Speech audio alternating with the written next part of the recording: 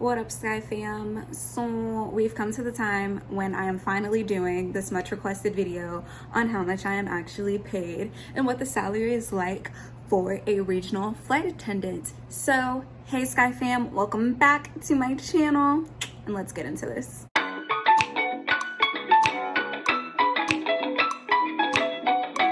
Before we get going, make sure that you like, comment, and subscribe on this video. If I've provided you any good useful information, if you have been binge watching my videos, which y'all be DMing me, and if y'all DM me that you're binge watching my videos, I hope that you're subscribed. I wanted to wait a little bit until to do this video because I wanted to make sure that I had one, broke guarantee, and two, I had an actual couple of months of pay so I could really see what my average looks like, and I feel like I do have that now. So I started working in the end of April. If you're watching this is recorded in the second week of September, so I have my full June, full July, full August checks now. And so now that I have 3 months worth of checks, I feel like I can give y'all an adequate video. So this is gonna be no hoopla, no extra. I'm gonna be honest with y'all because y'all want the answers. So I'm gonna give y'all the answers, okay? I'm gonna be honest and for real with y'all. Okay, before we get into actual dollar amounts, let's talk about how pay works in general. So you are paid an hourly rate. And with my company, we have the full pay scale widely, easily available to you on our website. It's plain as day, you can see it. So we're, I think in like the top 3, we're not the number 1, but we're like in the top 3, I think, highest paying regionals. And then there's like a few discrepancies in those top 3 and what the per diem is. And so I'll go into that too. But for our hourly pay, we're really not salary employees. We're really hourly rate employees. And so that's what you get paid per flight hour. Okay, so let's back up. We do not work a typical 9 to 5 job, okay? Here, you are guaranteed 76 hours a month. So whether you work 35 hours or 76 hours on the dot, you're gonna get paid for all 76 hours.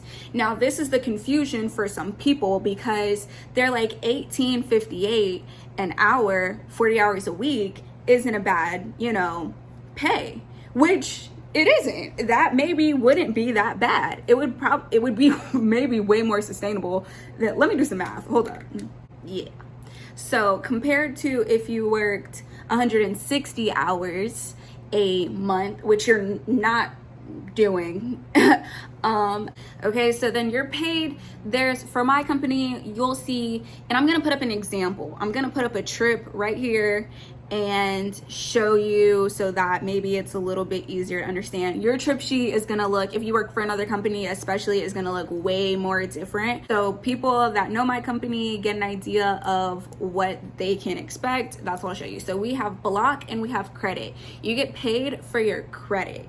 Okay, so if your credit ends up higher than your block, you get paid your credit, pretty sure. But I think you're guaranteed your block.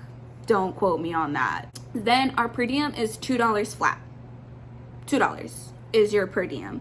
I know some other companies have like $1 and some change is their per diem.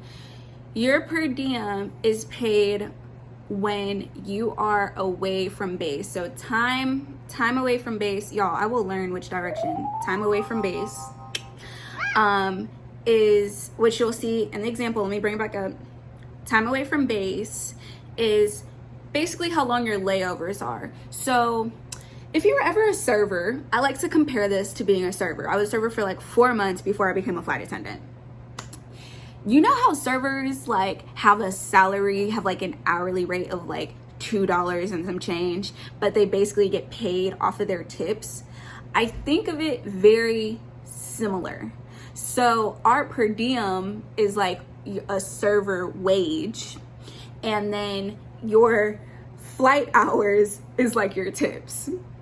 I hope that helps someone because it makes a whole lot of sense to me.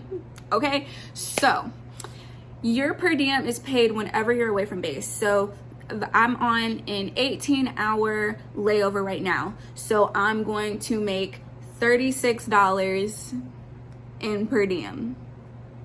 Woo. Okay.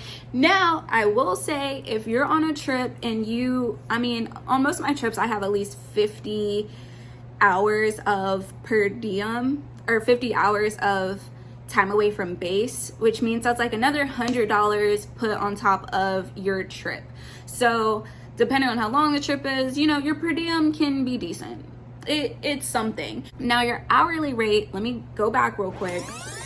Your hourly rate is only paid while the door is shut. So this is the thing, like with being a flight attendant, is that for a domestic flight, which I've only done, I haven't traveled internationally with my company, you have to report 45 minutes prior to your flight. Okay, minimum 45 minutes prior. So during that 45 minutes, you're at base and you're not on the plane, or at least the door is not closed. You're probably boarding and doing things during that time, but you're not getting paid yet. So there's that.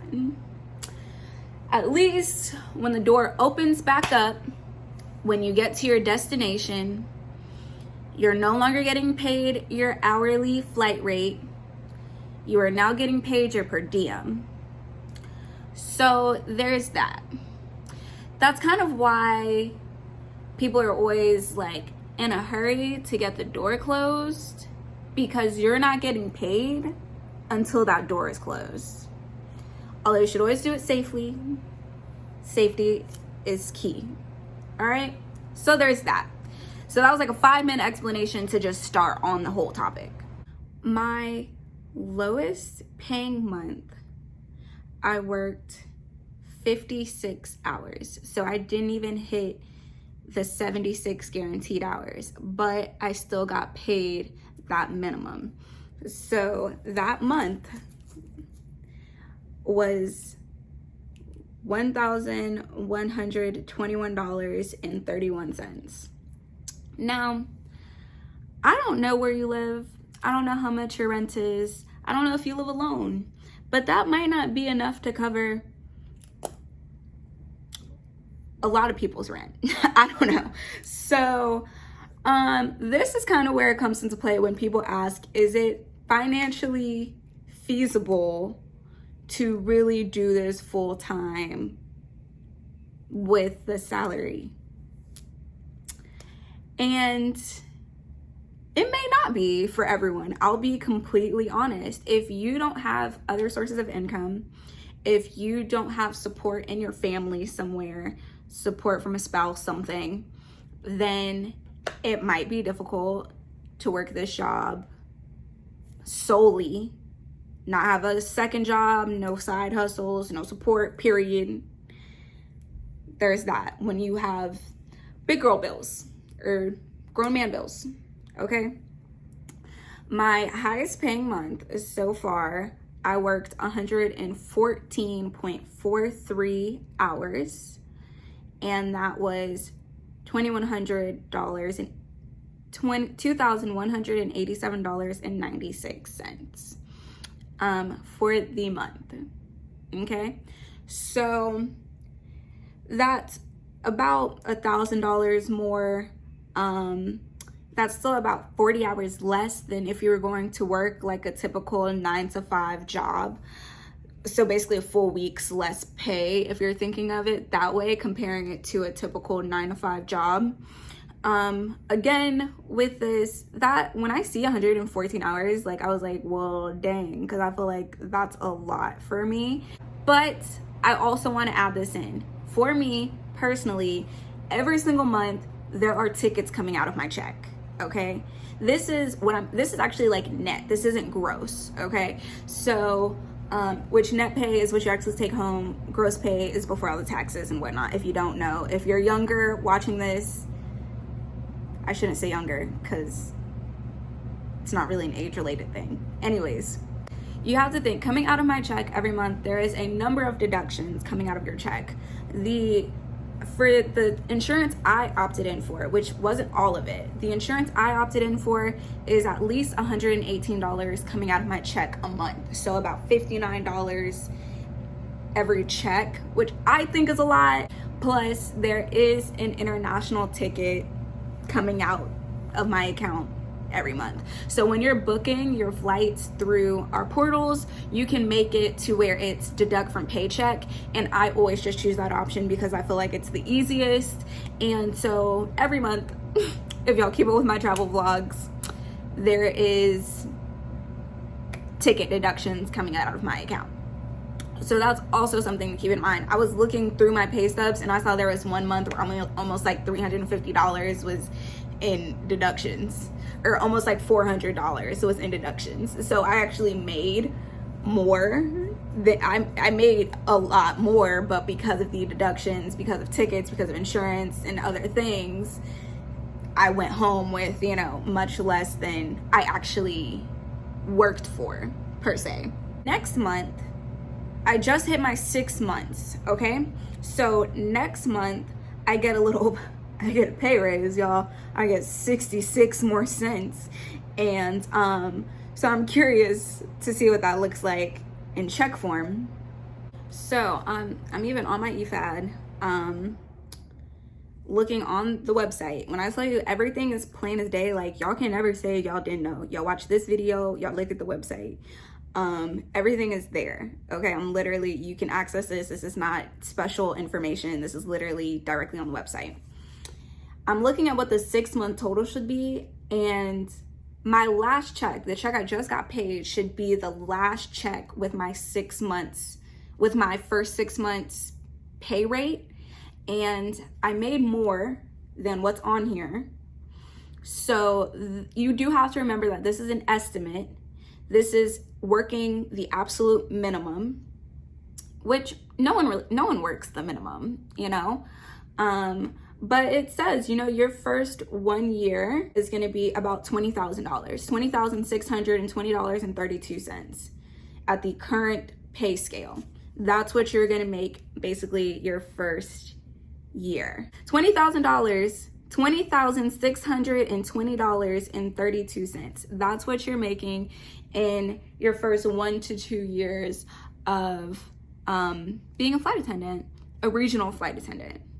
Now, I cannot even tell you how much money, like for me to go back and even try to figure out how much money I would have spent if I bought all of the flights that I have used in the last 6 months out of pocket, I could not tell you.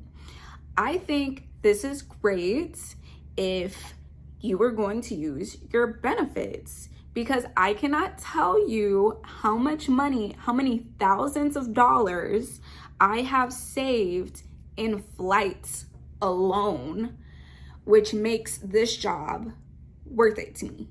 I love working as a flight attendant. Honestly, I love working with people. I love serving people, but I love the opportunities that come from it, okay?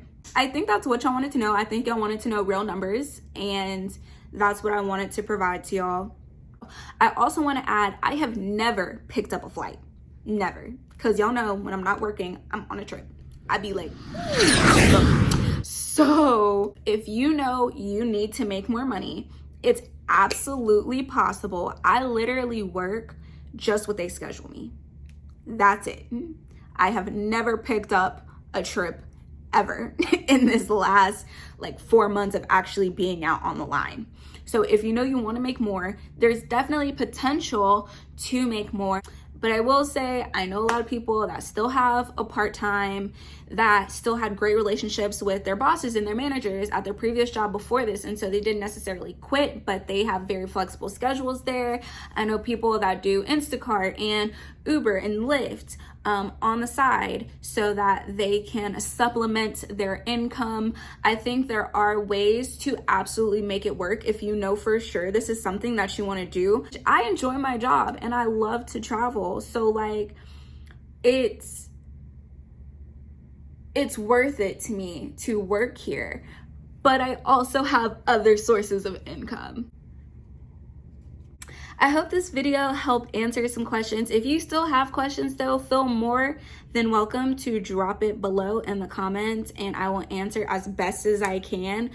Yeah, on that note, make sure you like, comment, and subscribe. And I will see you in the next episode.